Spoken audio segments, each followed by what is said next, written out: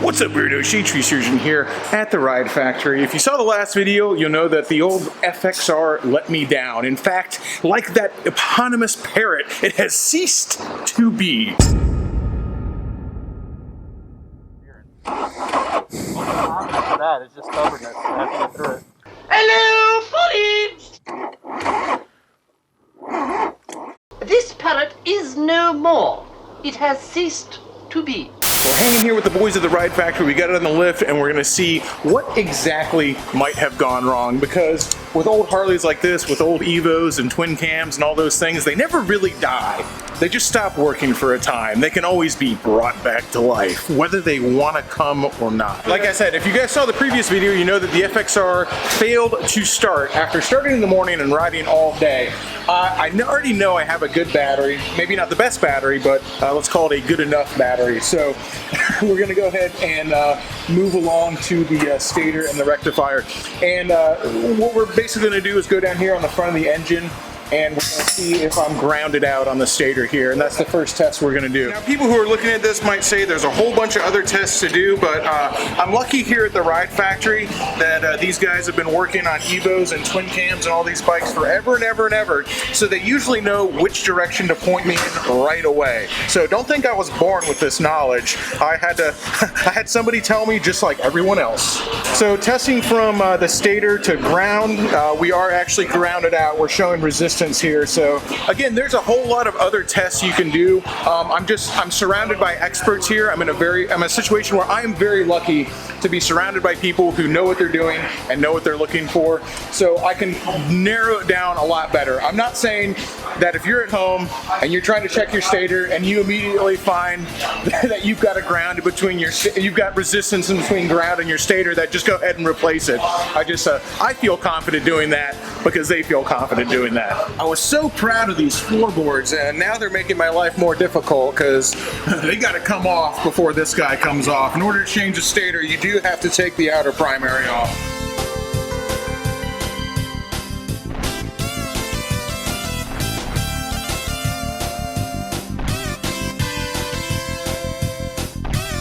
Of course, since the primary is coming off, gotta drain the primary fluid, which unfortunately, since I just had to replace the starter sprag not too long ago, is still fairly new. But oh well, luckily it doesn't take a whole bunch, so it's not that big of a deal to drain it. People love to talk crap about how everything on a Harley is divorced, like the engine oil, the primary oil, and the transmission oil are all in different places, but then all of a sudden when you gotta change stuff and get at different things, it seems kind of nice.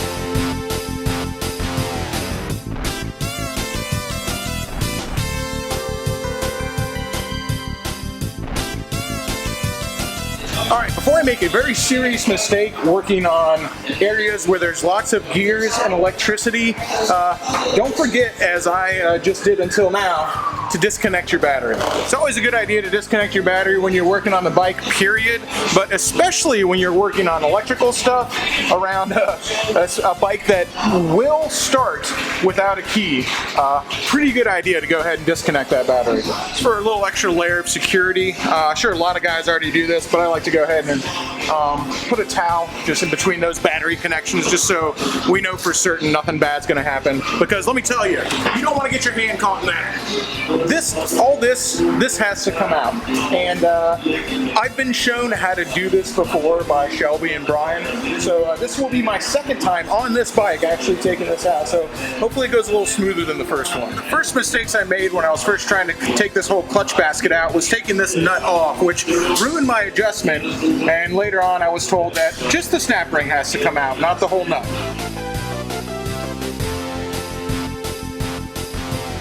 Now the big nut behind that, that's a right-hand thread, and that definitely has to come out. Something else I forgot last time too was to loosen my chain tensioner down here before I started trying to pull everything out.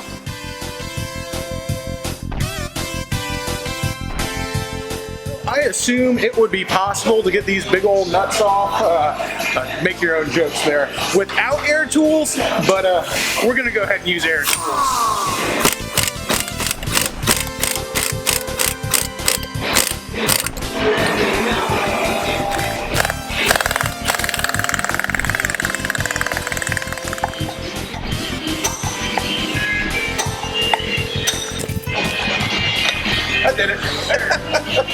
if you got a friend, you just saw how to do that. If you don't have a friend, you're gonna have to use a clutch puller.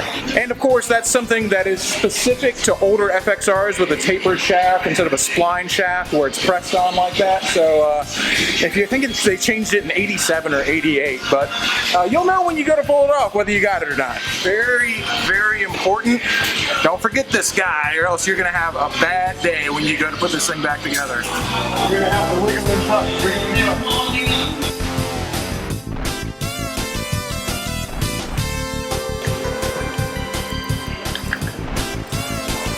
Hell yeah. That's not supposed to be in there, is it? No. What's supposed to be attached to that? Oh. Well, okay. I just pulled that apart and I go like, well, it looks like a magnet from your toolbox is in there. Not his toolbox because he's never had this bike apart that far, but I go, that's not supposed to be there, and as he says, it's supposed to be attached to that. So there's your problem right there. Oh, yikes! Yeah, let's get a close-up on that right there. Yeah, this stator is toast, boy. Stator and the rotor. There we go, man. It served faithfully for like 80,000 miles. I guess that's not bad. I'll tell you guys another cool thing about having the Ride Factory in your backyard here in Tampa or whatever motorcycle shop is local in your area is I don't have to order some cheap Chinese crap off of eBay.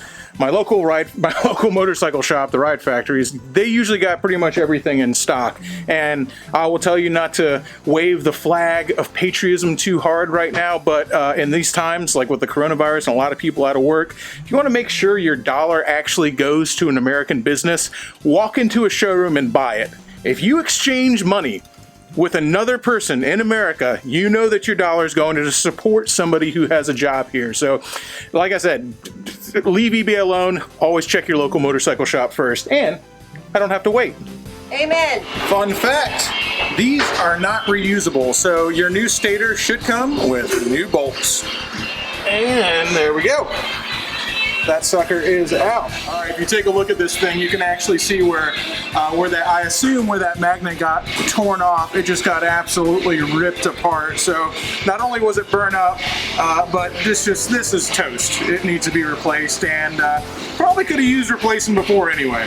So just a funny little aside here as I'm cleaning all the magnet shards out of my primary case right now. So this is the one that fell off the rotor, and when I first saw it, I wasn't sure what happened. My first thought was, holy crap, some other tech left his tool magnet in there and that's what ruined it. And then Shelby goes like, yeah, well, actually all my magnets on my toolbox have come from broken rotors, so it's something that does happen. So I was so proud of myself for getting this little boot through here without asking for any help. It was kind of difficult, and I just went ahead and went to brag to Shelby and said, hey man, I didn't have to ask for your help at all to do that. Isn't that pretty cool? And he goes, hey, did you clean the hole and did you put any silicone on it? And I said no. So that was basically just good practice. All right, let's try this again.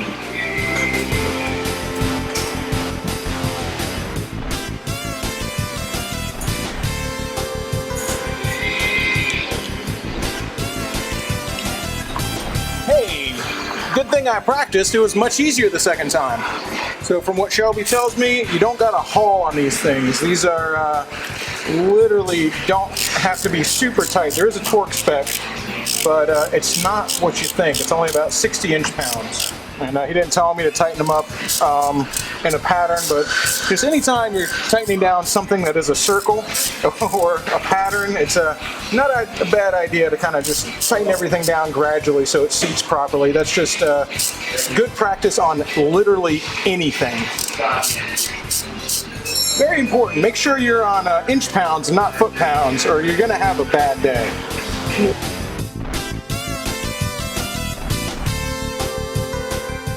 All right, now that we got the rotor installed, let's go ahead and put my primary chain and clutch basket back in. So this is going to be something that's easier in a spline transmission because I have to line up this key, which literally just sets in here and doesn't even set in here very well, to be honest with you. Shelby says put a little red Loctite on it. Well, look at who finally decided to show up to work. as I've been over here messing with my bike, Shelby's actually completely rebuilding the motor on the Sportster over here. And he just showed me the piston that came out of that sucker. And needless to say, I think this guy has seen some better days.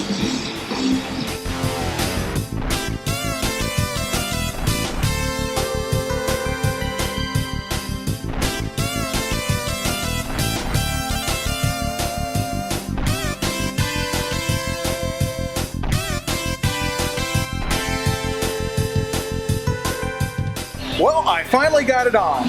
Looks good. It's really hard to get it on there on that little spline with that little key, but I did get it on there. Well, not spline. It's not spline. It's a taper shaft. What I did forget was this tiny little piece of plastic that holds the wires back on the stator. So, like every other good shade tree surgeon video, we're gonna have to pull all this apart and do it all over again because I forgot that little tiny thing.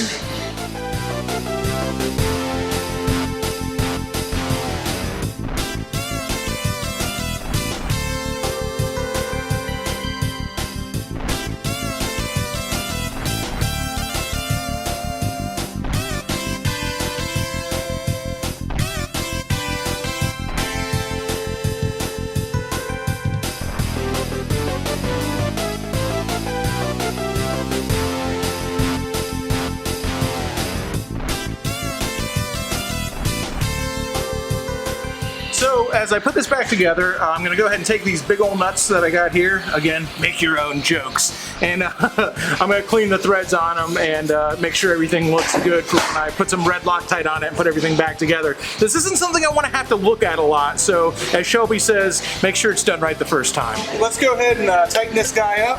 This torque wrench goes to 150 foot-pounds. This takes 150 foot-pounds.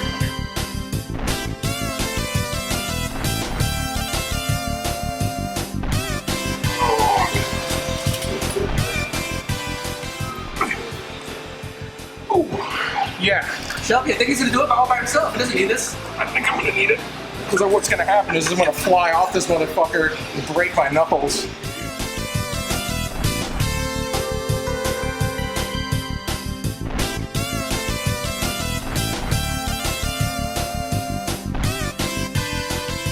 Well, expect the unexpected. I went to go adjust my clutch and the adjuster just blew apart with almost no pressure at all. So glad it happened now in the shop where I have access to another one, hopefully, maybe. Got a new one on there. Luckily, the Ride Factory had one lying around. Support your local motorcycle shop. Otherwise, this would, if I was doing this at home and I didn't know you can go get this kind of stuff at your local bike shop, I'd been waiting 2 days for some Chinese part to come in off of eBay.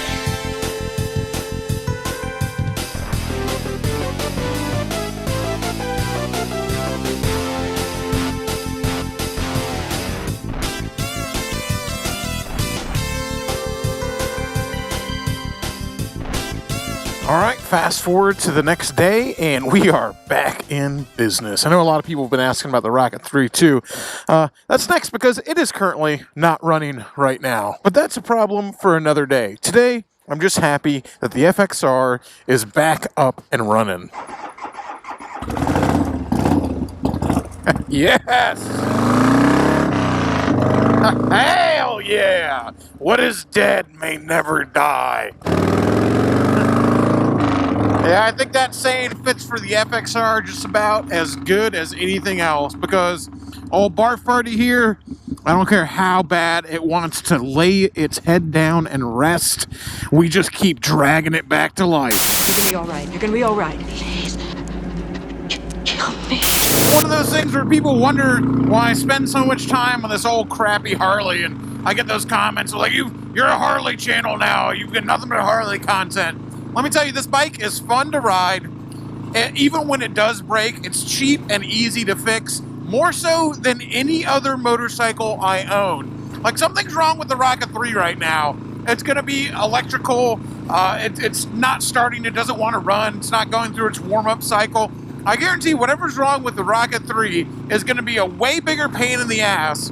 It's going to be way more expensive than almost anything that could go wrong with this bike. I replaced the stator, the rotor, the stator cover, and the rectifier on this bike, all for under $150. That's not saying I don't like the Rocket 3 and I don't love riding. I love that motorcycle, but when it comes time to choose a motorcycle that I'm not going to worry about if it breaks, and if it does break, it's going to be easy to fix, I end up hopping on this old Evo just because they are actually very reliable. I mean, the bike rarely, for as many miles it has on it, as old as it is, and as bad as I whoop up on it, it actually very rarely breaks down. And when it does break down, like I said, it costs nothing to fix this. Pennies to fix this motorcycle. It's so cheap. It's so easy to work on. So yeah, that's why I end up on the FXR. That's why I end up on Barf Party a lot of the time. It's just a less, believe it or not, it's a very low-stress motorcycle to ride around. Anyway, it makes me feel a lot better that the charging system in it and from everything in it is brand new now. Except for my battery. Everyone was like, oh, you got a bad battery. I've been telling you that forever. I promise, it just sounds that bad when it starts up. It's not a bad battery. I feel a lot better that it's replaced when I go to take long trips on this bike. That's not exactly a roadside repair. Like I said, it's not hard, but you do need a couple specialty tools. It's really nice to have air tools. Like I said, not exactly something I want to be doing on the side of the road in the desert. So anyway, the FXR, it lives on. It breathes. It goes down the road. It makes a whole lot of noise. It doesn't go very fast, but it's a whole lot of fun. Old Barf Party never fails to bring a smile to my face. Until next time, y'all, keep it weird.